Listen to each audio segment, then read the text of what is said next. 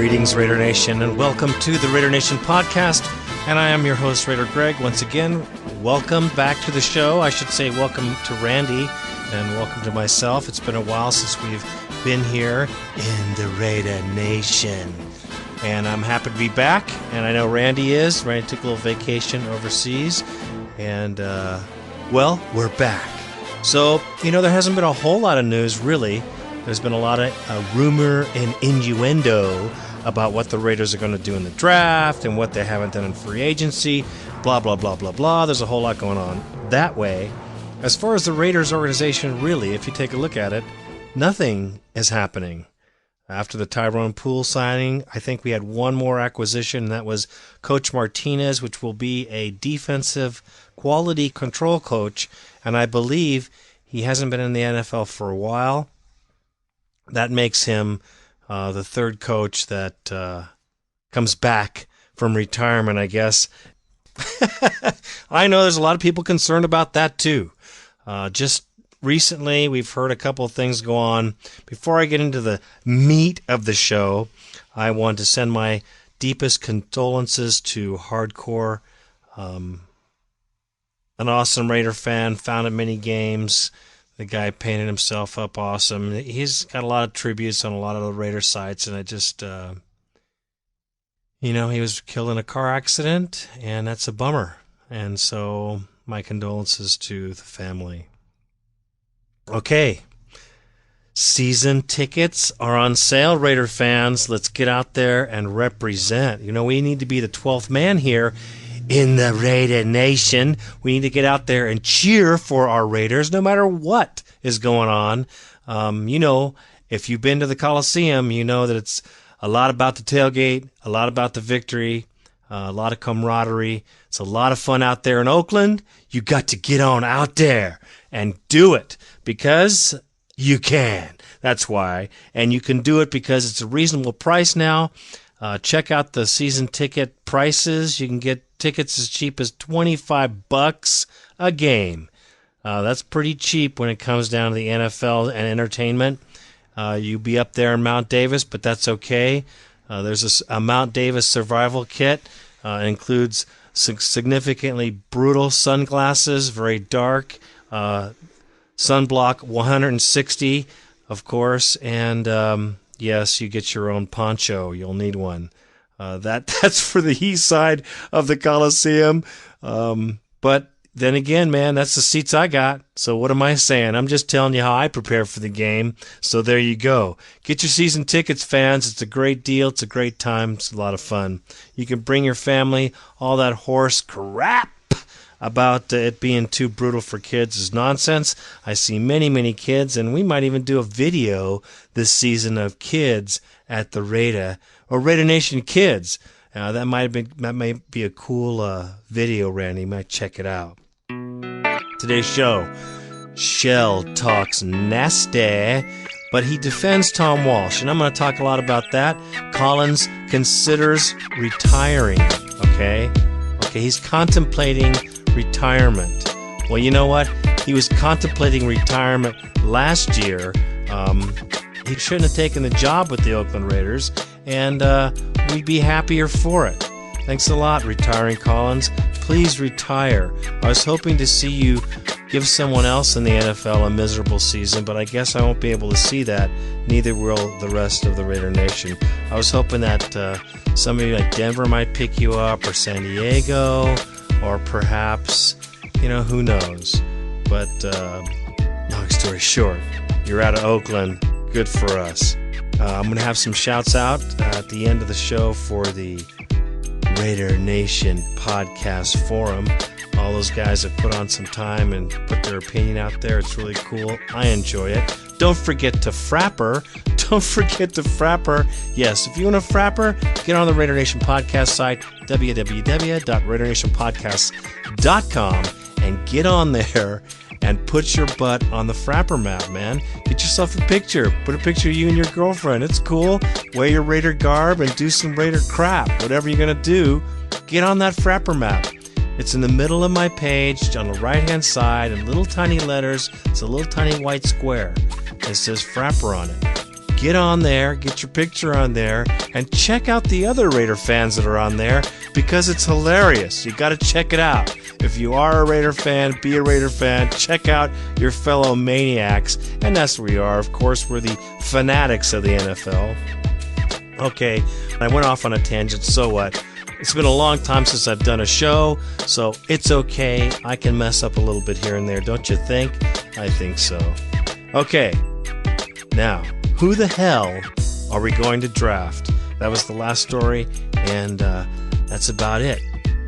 So let's get on to, let's go right to the meat here of someone that I hope I don't have to talk too much more about other than in passing.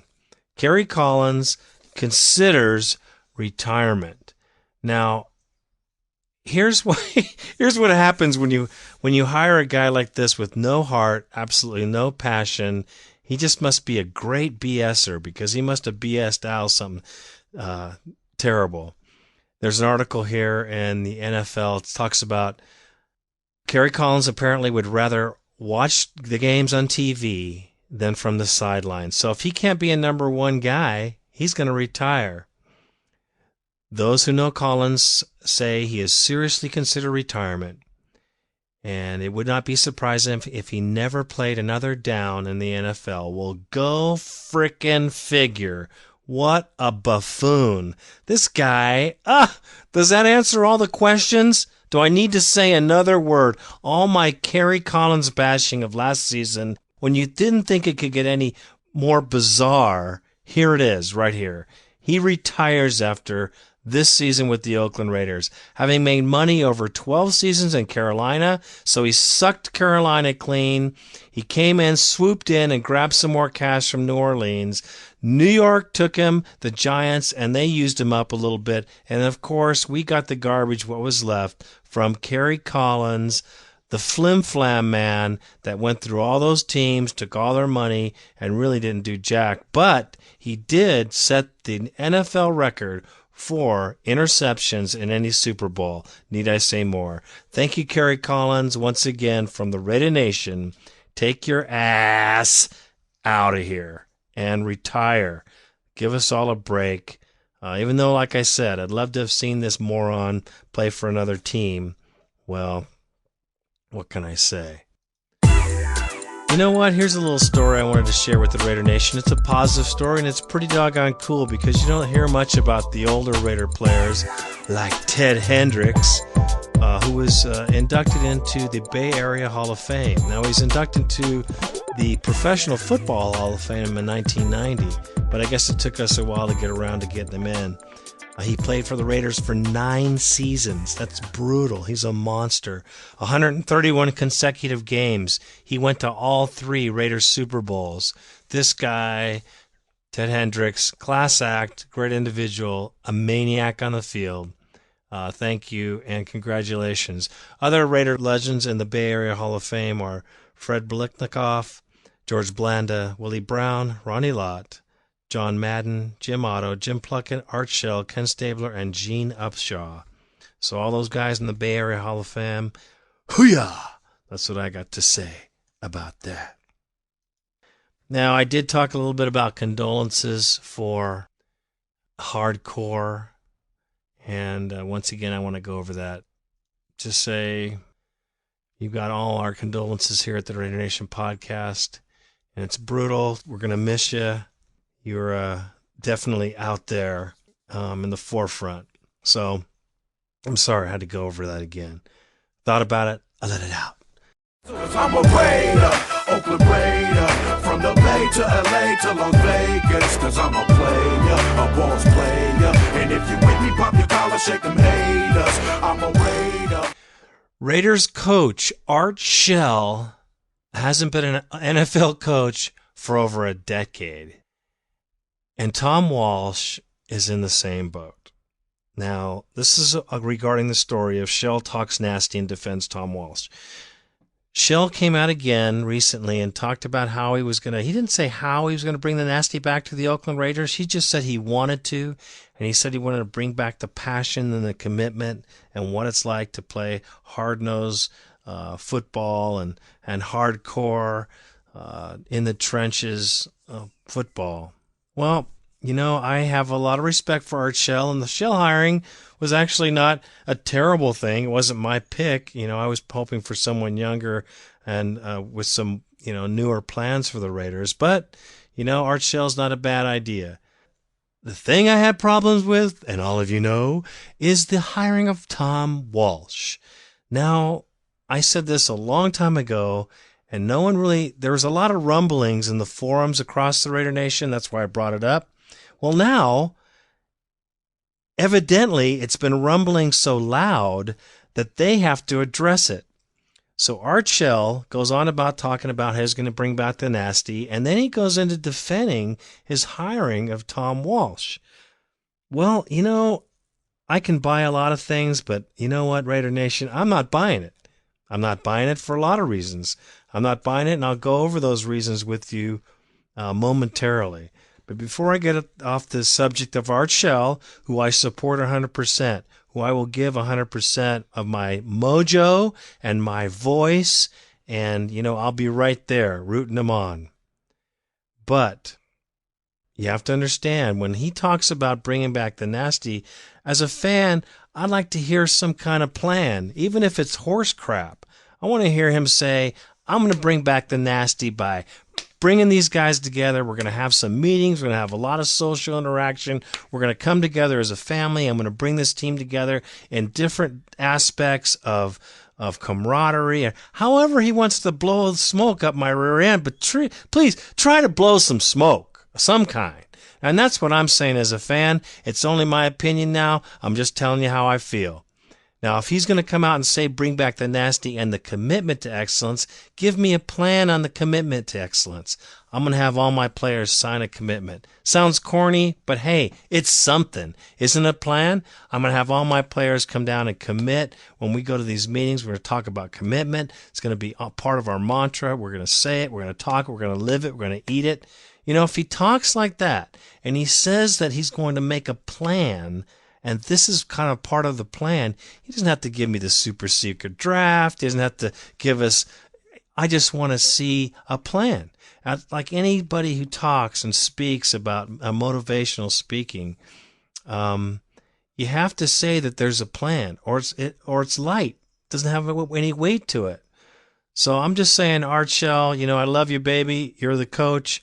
I'd like to just see you come out and be a little more specific on how you're going to do some of this stuff, because you've already said that you're going to do it, and this is the second time, and that kind of worries me because it makes me think that you really don't have a plan. And let's get on to the second part of that. Tom Walsh has been defended by Art Shell as his hiring. I don't get it. I didn't get it when it happened. I was pissed. And I told you guys I was pissed, and here we go. I was hoping that would just kind of go away. Well, it's not going away. Okay, so Tom Walsh hasn't been offensive coordinator for a decade, as well as Shell being a head coach. So there we go. Also, their defensive quality control coach has been out for a while. So it's like a big happy family of people that are really, I'm sure, quite motivated to make it happen. Shell's record was 54-38. That was pretty damn good. And he left on a 9-7 season. Crap, I'd love to see a 9-7 season next year. I'd be loving to see it. At least to give me some hope, along with the Raider Nation, of course. And I'm hoping to see something like that this season. But I'm telling you, it freaks me out about this guy. Walsh hasn't been around since 1994. And that kind of freaks me out too. He's been busy over the burner of his bed and breakfast since 1996, 8 years fully removed from the game of football. Walsh has occupied his time as mayor of Swan Valley, Idaho. He called it Brokeback Mountain, Idaho. Population 213. Now Walsh will likely have a much larger responsibility, coordinating a group of 11 men to try to carry a little brown ball across a painted line on the ground to score. I don't know if this guy could be, even helpful. Is it just me? And I have to address this again?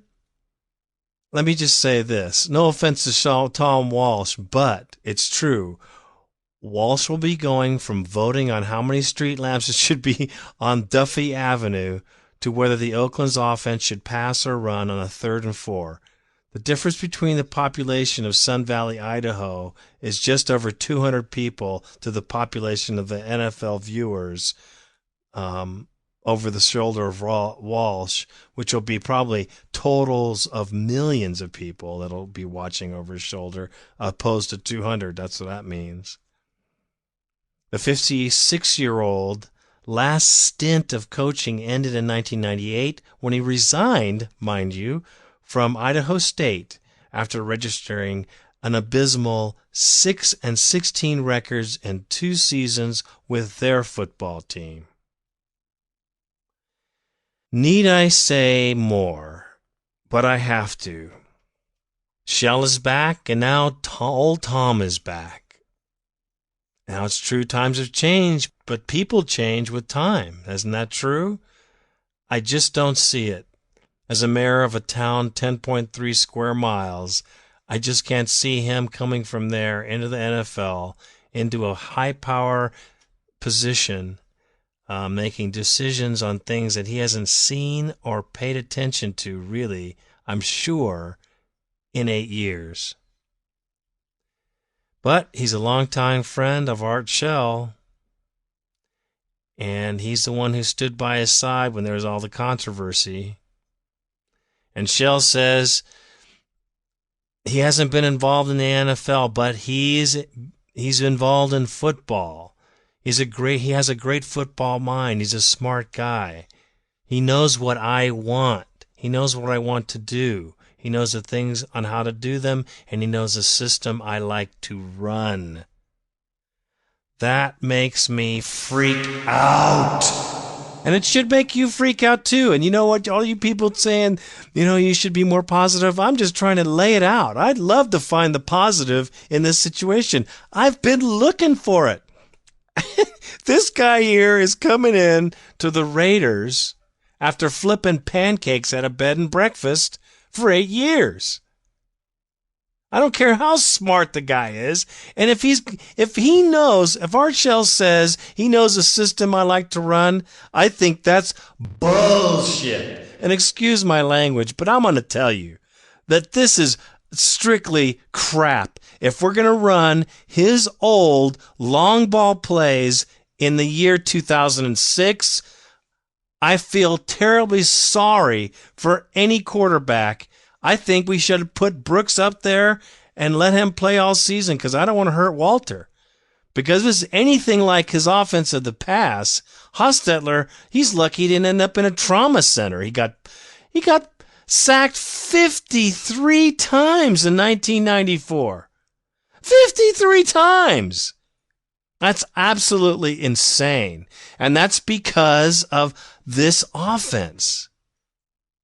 So, I'm sorry I got emotional, but I get emotional about this stuff. You guys know it. I'm flipped out. I'm going to let it go. I'm going to say, okay, Art Shell, I'm going to give you the benefit of the doubt.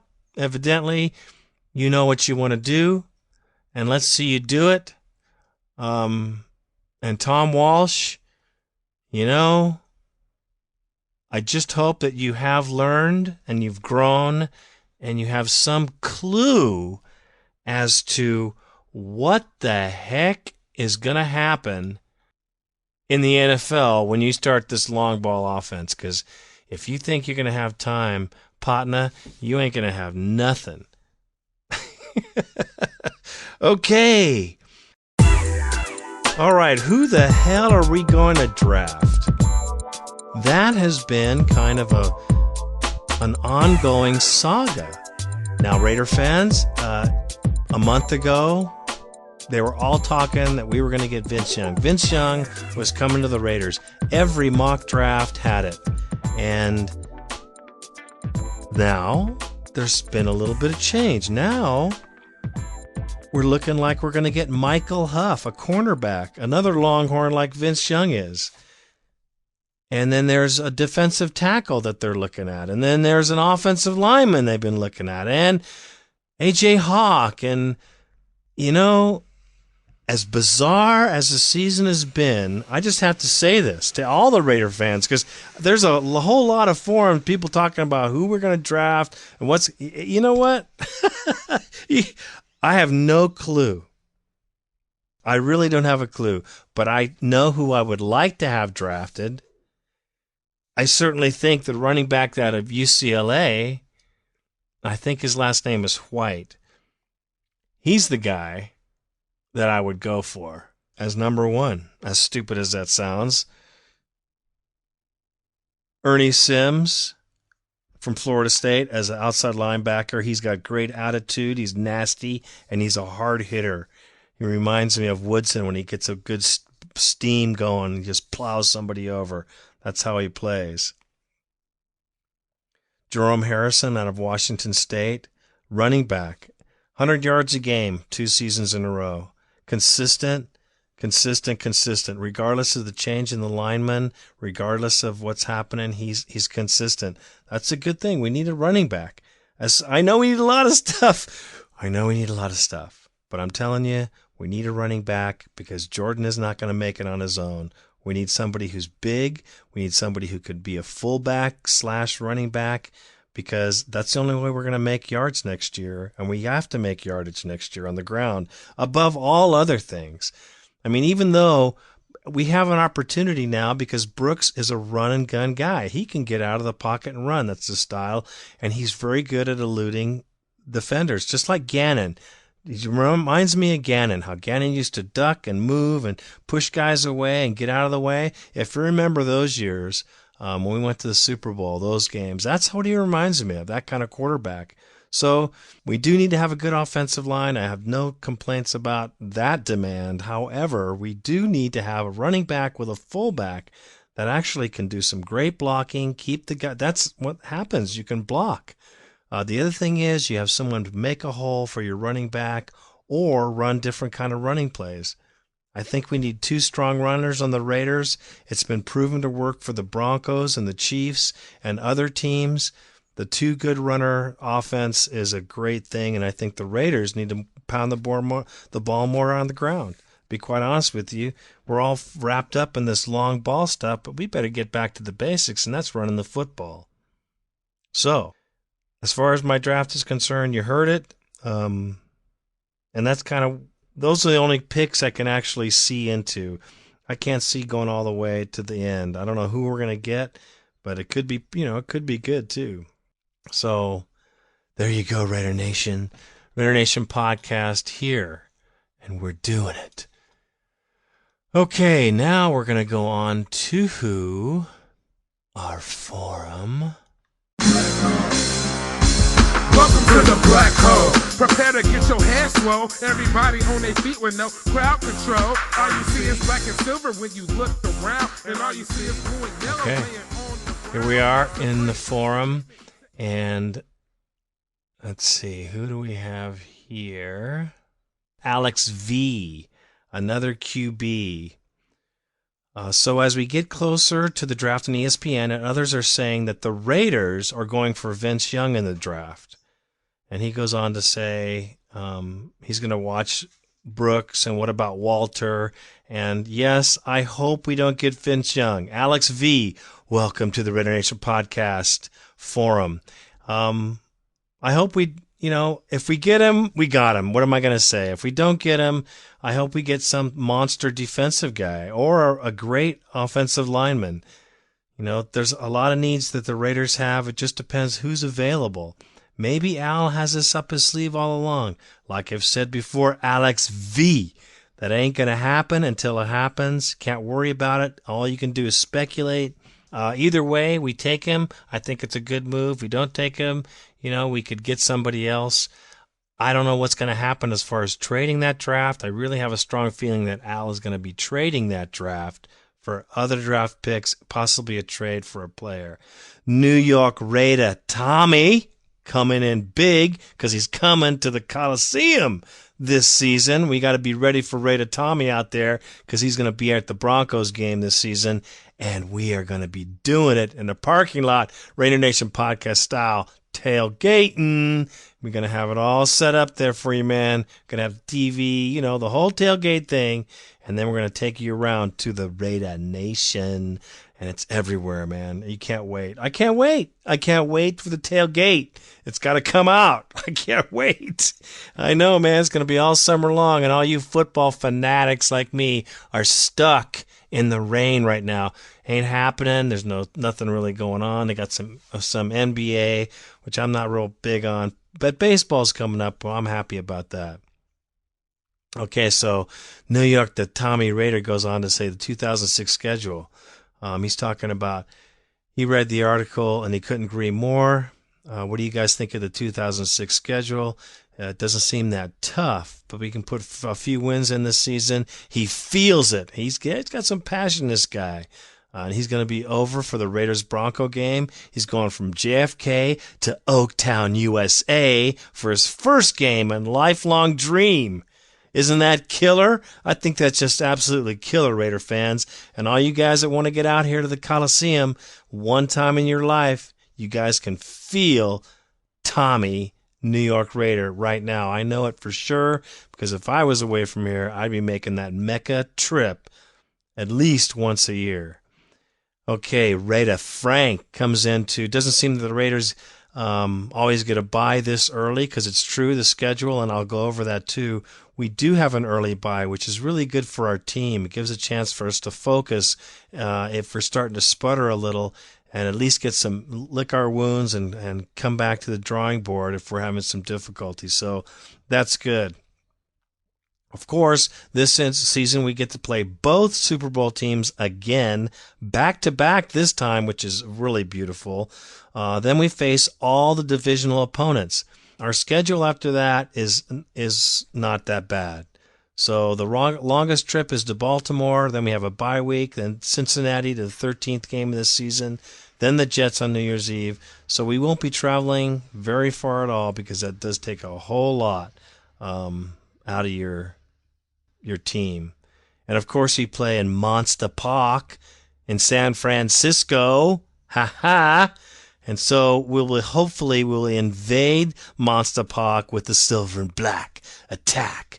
And so, we always piss off those Niner fans, because there's more silver and black rowdy Raider fans than there are those weak, freaky red and gold guys. So, and he asks, how are the season tickets going? I think they're going pretty well. Haven't heard any negative on it, but time will tell. I hope we sell them tickets, man, because we need to get some people up there. So Tim Moe comes in, and Tim Moe, mock drafts. What's up with these mock drafts? Taking cheap shots at the Raiders. The NBC has us taking Vince Young because, hey, the Raiders won't pass up on a guy with a low test score. Yeah, thanks a lot, NBC. Little slap. What happens to the love when the Raiders go to the playoffs and make you millions of dollars? You better check yourself, NBC, because I'm going to be checking your ass too. Forget that action. You should discipline that geek who wrote that article. The Raiders are stupid. Then he goes on to say SI has us taking another Longhorn, Michael Huff. Hey, the Raiders used to be tough, but they've been sorely lacking lately. Oh, get it. The Raiders suck. Well, of course, SI has hit the nail on the head. The Raiders did suck last year. I got nothing to say other than, yeah, they did. And then he talks about how you look up and down the rest of the mock drafts, and everybody seems to be pretty respectable to other teams, but the Raiders get no respect, and that's true because we never have gotten respect out of media. Thus, the Raider Nation podcast, the Raidercast, the RaiderTake.com with Sean, awesome. I could go on and on. RaiderNews.com, excellent place to find your news. I mean, I could go on and on. Raider fans themselves have perpetuated our own link-to-link news for our own fans. We don't need NBC. We don't need Sports Illustrated. We don't need ESPN. We've linked to ourselves, and we know where the bear shits in the woods. And that's true because the Raiders are outcasts. We're rebels. And we'll make him pay, just like he says. Don't make me choke the Chiefs fan again. That's funny because Tim Moe had that date with that Chiefs fan. That was pretty funny. So anyway, thank you guys for coming into the Raider Forum. And of course, in the Raider Forum, you are free to say whatever you like. Let's go to the Raiders' schedule because the schedule is out for 06. Let's take a quick look.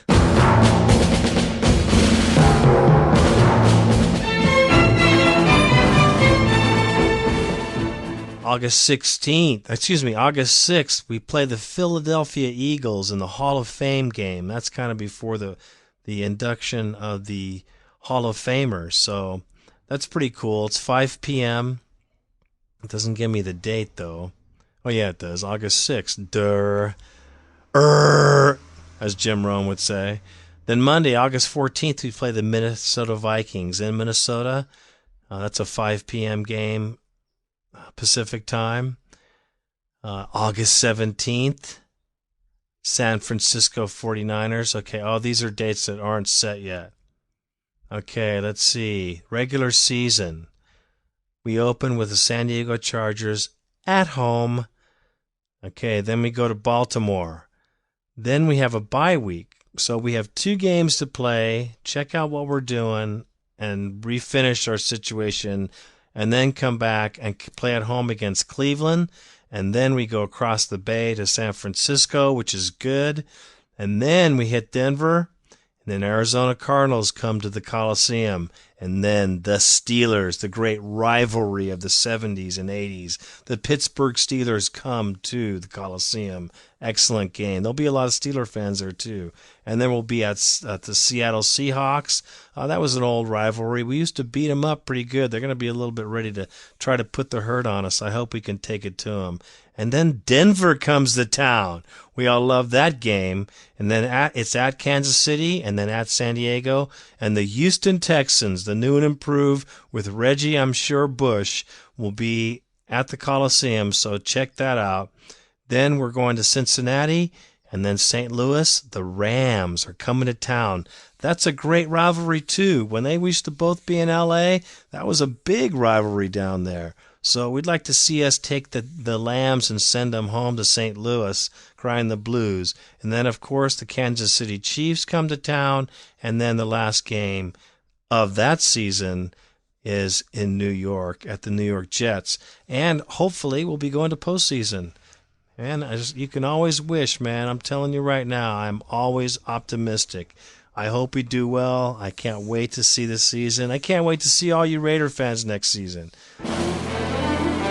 Well, this podcast has been long enough. I thank you so much for tuning in to Raider Nation Podcast. Do not forget to vote Podcast Alley. And I am your host, Raider Greg, and I am out.